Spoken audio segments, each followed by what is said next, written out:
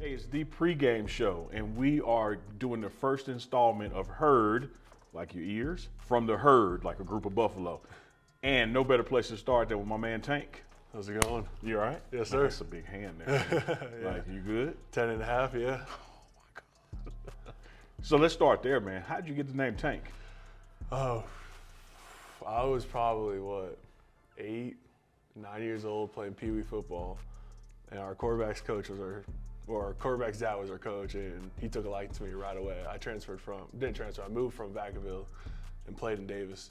So when I started up in Davis, they're like, that's a big ass kid. Like, we got to give him a nickname, whatever it was. And they're like, Tank.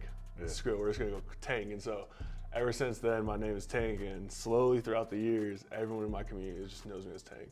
So my mom calls me Tank, my brother calls me Tank, sister calls me Tank, family calls me Tank, teachers call me Tank at times. I try to go more government name at the university because it's more professional. Man, So are you ever walking down the street or something, a grocery store, and somebody says your real name? I've heard it a couple times and it makes me take a double take, but usually they know it's Tank, and so Yeah. I'm like, oh, yeah, that's me. What's up? So, you mentioned being a big kid. Yes, You're sir. a big man now. Yes, sir. Were you always like steered toward offensive line, defensive line, or did you get a shot at running back and quarterback growing up? So not initially a shot to play a season at it, but yeah, I was D-line, O-line growing up, but in mixed of high school, I got to play a little bit of running back for some tutties. Who tackled you? Nobody. Hey, the refrigerator Perry Yes, sir. played for the Bears. Maybe we can get OB and Sean Lewis to line you up in the backfield. Hey, I mean, Coach Prime said something for up 21, a little more than 21. He might throw me on the 1 yard line and let me go over the top. So, You can step over the top. yeah, pretty much. I mean, I do have a solid verse, so I can get over it anyway. Yeah. So, Talk to me about coming here, being with Coach Prime, just the lay of the land since you've been to Colorado. What's it like? yeah, so I've been in Colorado since 2020. I was originally recruited by Mel Tucker and his staff.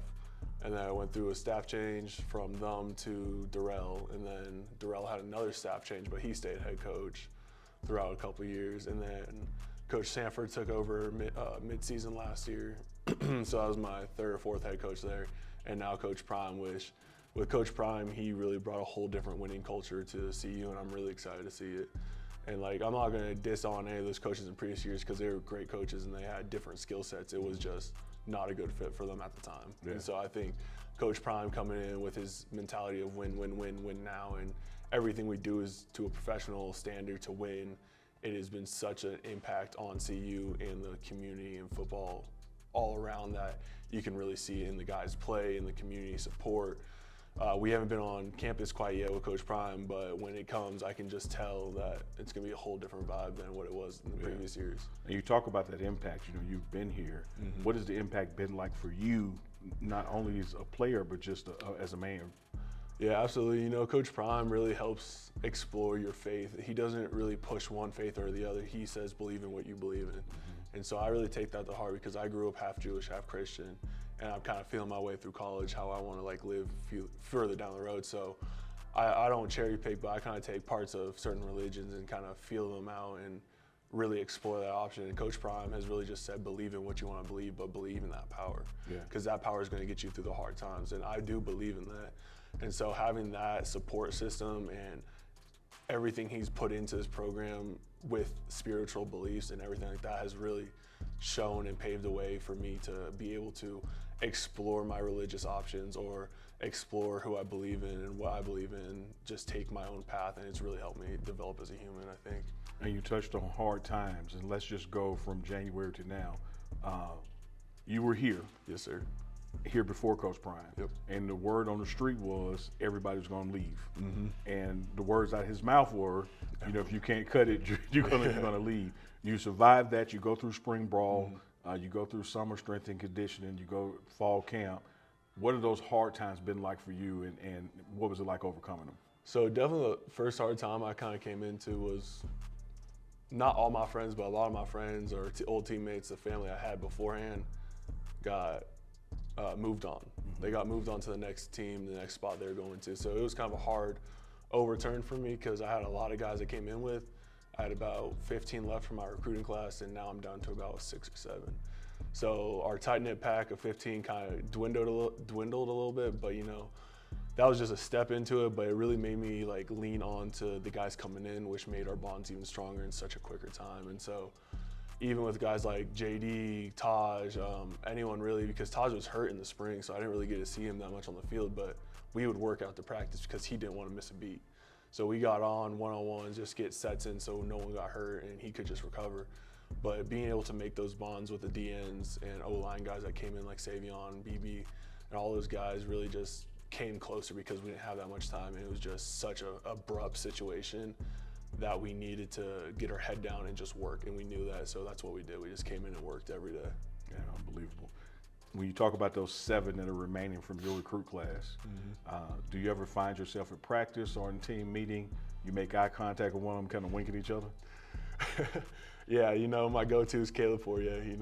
He sits a little down and to the right of me, so if he turns back, I kind of see him, I'm like, I know what you're doing. Yeah. Try to give me a smile a little bit in the team meetings, but I definitely lean on all the guys I came in with, but I definitely lean on all the guys that are here now too. So it's a great system that we have. It's a huge support and family vibe of a team that I love to see because we're all pushing for that win. We're not all here to just get through practice. We're all here to compete and dominate the Pac-12 this year. So I'm really excited for that. You teed this up nicely. Speaking of guys that have come in, one of those guys is QB1, Shedeur Sanders. Yes, sir. A guy that it's your job to make sure he's standing upright. Yep. What's y'all's relationship development been like? It's definitely kind of like, we're definitely friends. Like, we definitely have that culture in the locker room and on the field to where I know if I say something and just mess with him, he'll do the same back. And it's always a serious situation when I'm protecting his blind side because it's such a important part, because if I miss a block or if I whiff on something, he's getting lit up from behind, and no one ever wants that. So just having that a little bit of a stress, but also have the community with him or the friendship with him to joke about it, and we can talk about it. And even when we come to sideline, I'm like, oh, you like that protection or something like that, we'll talk about it, and he'll laugh, I'll laugh, and it's a good time. He's a kid still, and it's really fun to see him progress throughout spring to summer to now. It's really just exponentially growing, and it's really cool to see. Yeah, and you've seen, because you had to protect him, the previous Colorado quarterbacks. Yes, sir. Do you like what you have in this one here? Oh, I absolutely love them. All quarterbacks are different, and they all have different tendencies in the pocket, but Shedeur really came out and started his progression early on, so I kind of felt him in the pocket when I needed to feel him. So let's say we had a little 6-man pro going and I was manned up on an island. I can feel where he is in the pocket. I kind of can understand where he is behind me. And so knowing his steps, and if he steps up or rolls out, I kind of know where he's at. So I can pin it, I can roll it, I can do whatever it feels like right to me because I know where he's at. And him coming in spring and being able to do that right away and be comfortable with the O-line right away really helped my progression in pass pro because it's giving me a better opportunity to figure out where he's at in the pocket and just protect every spot I can. As we go to week 1 on the road and we come back for that first home game, as a unit, what does, outside of winning, we know we want the W, the team W. As a unit, what does a victory look like for the offensive line? A victory in our room is just playing with immaculate intensity and just drive all the game. We're a tempo offense. We're going to get after it. We're going to run the ball. We're going to throw the ball. Every aspect of that game, of that offense, comes down to us because if we aren't doing our jobs, it's not going to be right. So we all need to be on the same page, and we all are right now. And so as we progress and just get finer details and more things are snapping and keep going, it's going to be a crazy thing to see because it's going to be real fun. But I definitely think a win in our book is going to be great protection and great run adaptations in the run game, so it'll be fun. Outstanding. Talk to me about your O-line coach, Coach OB. Coach OB, I love him.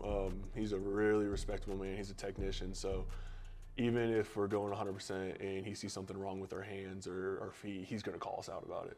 And I think that's the most important part because even if you're giving full effort and you're not doing it right, you can get away with it sometimes, but when it counts, you need to be able to rely on both.